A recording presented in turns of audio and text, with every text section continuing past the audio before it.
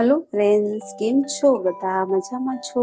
તો ફ્રેન્ડ્સ, હું આજે તમારી સાથે શેર કરીશ પૌવામાંથી આજે આપણે બનાવીશું નવો નાસ્તો. ફ્રેન્ડ્સ, આપણે પૌવાને સારી રીતે ધોઈ લીધા છે, તમે જોઈ શકો છો. હવે એને આપણે રેસ્ટ કરવા રાખી દઈશું. રેસ્ટ કરવા આપણે 5 મિનિટ એવી રીતે રાખશું, જ્યાં સુધી પૌવા આપણો સારી રીતે ફૂલી નહીં જાય ત્યાં સુધી. સૂજી લીધી છે, સૂજી આપણે અડધી કટોરી જેટલી સૂજી લીધી છે. એનામાં આપણે છાશ ઉમેરીશું અને સારી રીતે આપણે મિક્સ કરી નાખીશું. આવી રીતના આપણે જે સૂજી લીધી છે એ આપણે મીડિયમ સાઈઝની ઝીણી આવી રીતે આપણે થોડી હજી છાશ ઉમેરીશું.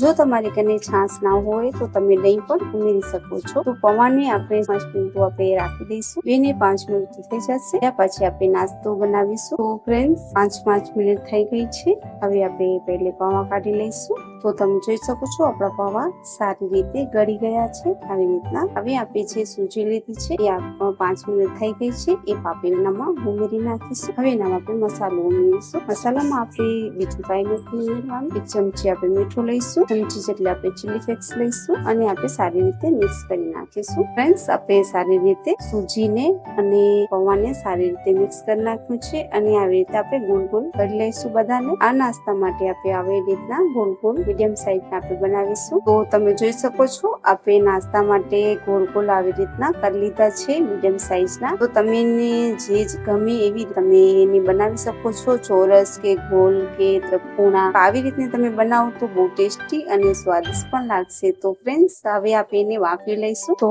બાફવા માટે આપણે 2 કળશા જેટલું પાણી લીધું છે અને ઢોકળીઓ જે આવી છે ઢોકળા બનાવવાનું એને આપણે લીધું છે. હવે એનામાં આપણે ઢાંકણું ઢાંકી દીધું છે અને જે સ્ટીલની છન્ની આવે છે એ આપણે ઉમેરીશું એનામાં. અને આપણે જે બનાવ્યું છે પૌવા અને સૂજીમાંથી નાસ્તો એને આપણે બાફવા રાખી દઈશું. આવી રીતના ફક્ત 10 મિનિટોમાં આ બાફાઈ જશે સારી રીતે. ઉમેરી નાખ્યા છે. હવે એને આપણે ઢાંકીને 10 મિનિટ સુધી આપણે એને ઢાંકીને રાખી દઈશું. 10 મિનિટોમાં તો ફ્રેન્ડ્સ થઈ જાય. ફ્રેન્ડ્સ, આપણે 10 મિનિટ થઈ ગઈ છે. હવે આપણે જોઈ લઈશું. તો તમે જોઈ શકો છો 10 મિનિટોમાં થઈ ગયા છે તૈયાર. હવે આપણે ગેસને બંધ કરી નાખીશું અને આવી રીતે ઉપરથી લઈ લઈશું. હવે એનો આપણે વઘાર બનાવીશું. તો ફ્રેન્ડ્સ, આપણે તવો ગરમ કરવા રાખ્યું છે અને એનામાં 2 ચમચી જેટલું આપણે તેલ ઉમેરીશું. 2 ચમચી જેટલું તેલ ઉમેરી નાખ્યું છે અને તેલ આપણું સારી રીતે ગરમ થઈ જાય ત્યારબાદ એનામાં આપણે ઉમેરીશું 1 ચમચી રાઈ. રાઈ આપણે સારી રીતે સતળાઈ જાય. તો ફ્રેન્ડ્સ, આપણે રાઈ સારી રીતે ફૂટી ગઈ છે. એનામાં થોડીક આપણે 1 ચમચી જેટલી હિંગ ઉમેરીશું. થોડાક આપણે તલ ઉમેરીશું. થોડીક આપણે ચીલી ફ્લેક્સ ઉમેરીશું. આપણે ઉમેરી છે પણ તીખાસ માટે થોડીક ખપશે, એનાથી સ્વાદ બહુ સારું આવે છે. થોડાક આપણે મીઠા લીમડા અને તીખાસ માટે આપણે લીલા મરચા પણ લીધા છે એ પણ આપણે ઉમેરી નાખીશું. બધા આપણે ઉમેરી નાખ્યા છે. હવે આપણે બનાવ્યા છે પૌવા માટે નાસ્તો આપણે બનાવ્યો છે. એ નવો નાસ્તો છે. તમે